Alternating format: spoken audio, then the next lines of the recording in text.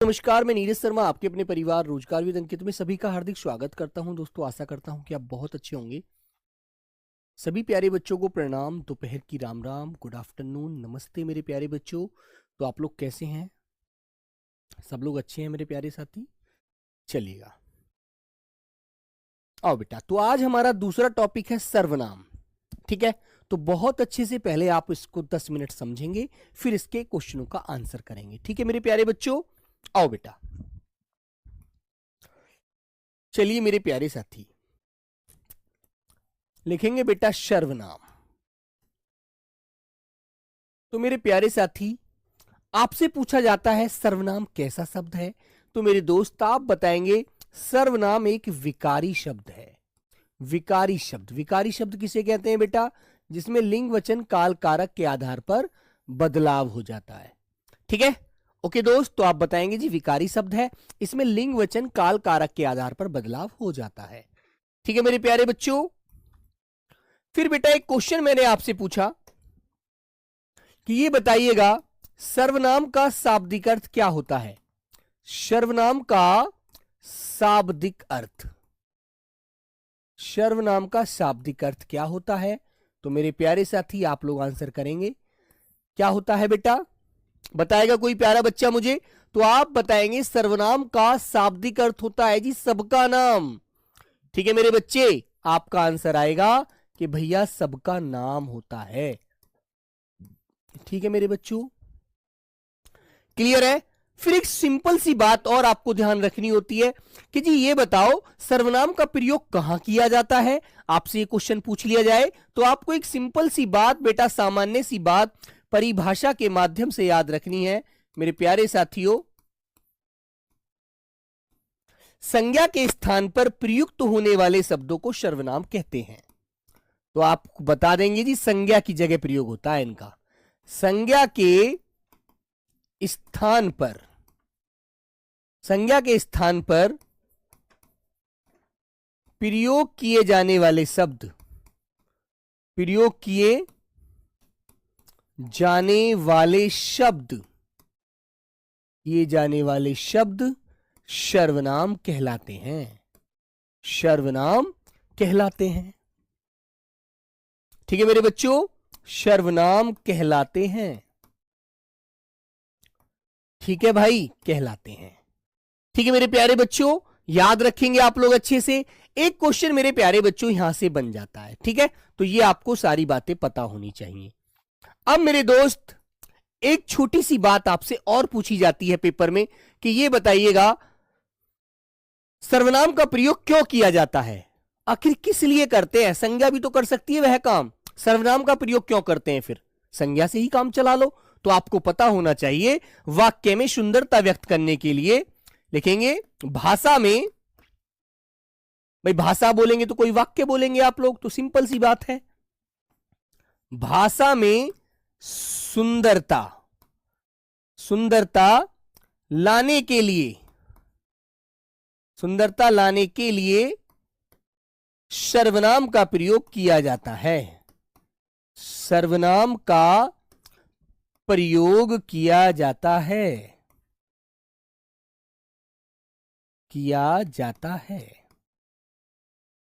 ठीक है मेरे बच्चों, भाषा में सुंदरता लाने के लिए सर्वनाम का प्रयोग किया जाता है।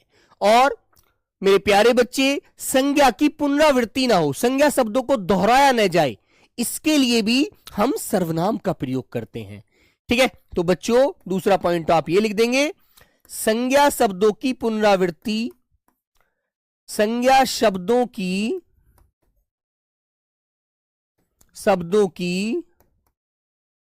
पुनरावृत्ति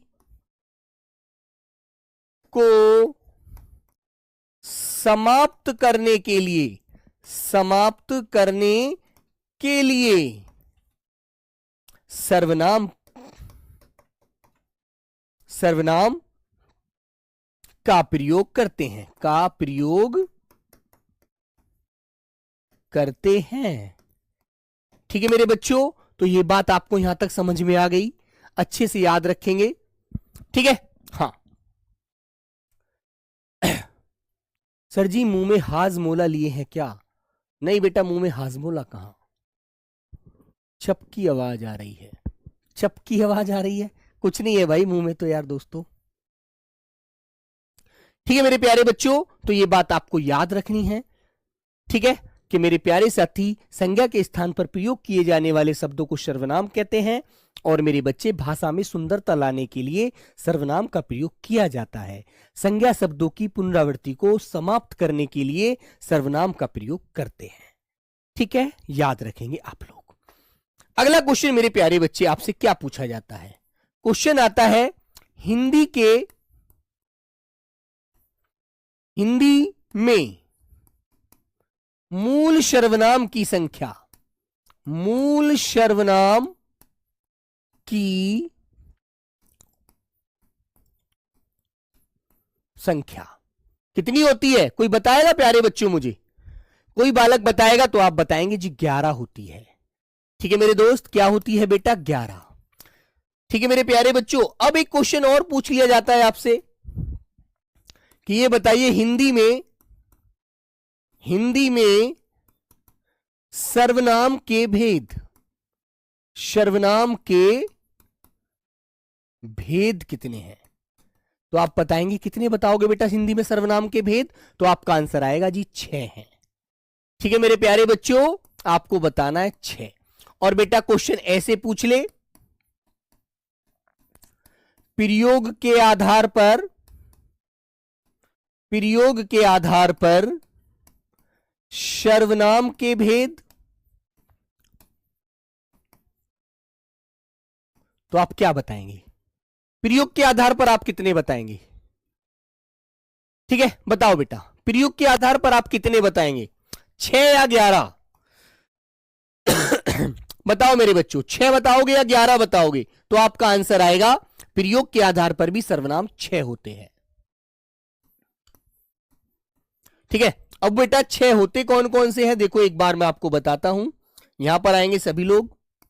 नंबर 1 होता है मेरे बच्चे पुरुषवाचक सर्वनाम, पुरुषवाचक सर्वनाम। ठीक है, और बेटा हिंदी में जो होते हैं मैं और तू। नंबर 2 होता है मेरे बच्चों निश्चयवाचक सर्वनाम, निश्चयवाचक सर्वनाम। और बेटा याद रखना, इसको संकेतवाचक भी कहते हैं, इसको मेरे प्यारे बच्चों संकेतवाचक भी कहते हैं। जैसे मैंने कहा यह बोलते हैं पास की वस्तु के लिए, और वह कहते हैं दूर के लिए, वह दूर के लिए। फिर प्यारे बच्चों आपसे पूछा जाएगा तीसरा भेद, अनिश्चयवाचक सर्वनाम।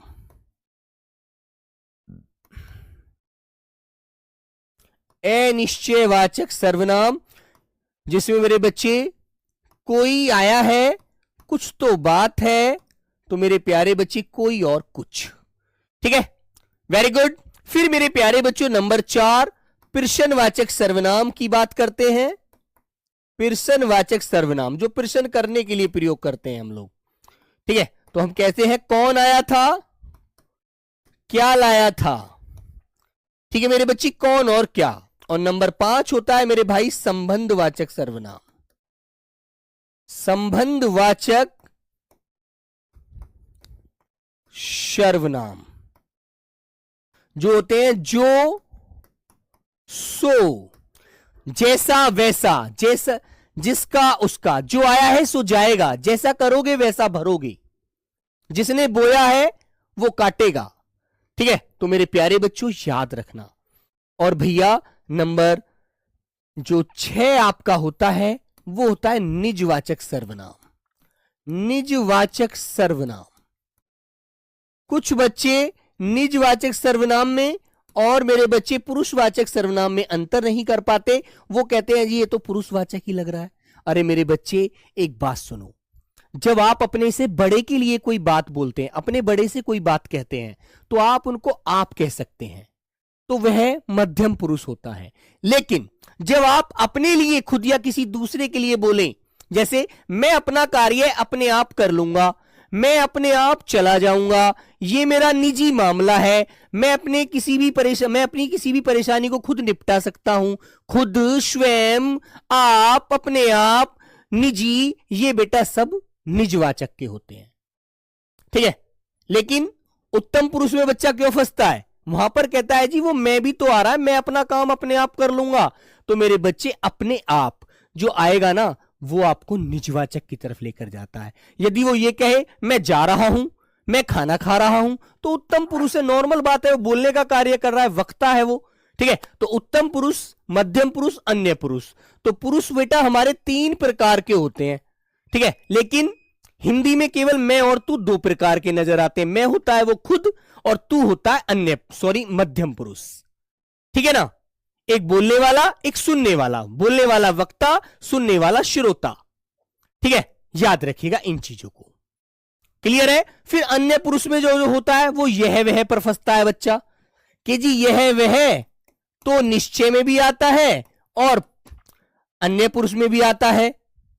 यह वह, ये वे। अरे मेरे बच्चे, जब हम 2 लोग आपस में बात करते हैं, जब किसी तीसरे को बीच में अपनी बातों में लेते हैं, तो वहां पर यह या वह का प्रयोग, ये या वे का प्रयोग हम कर लेते हैं।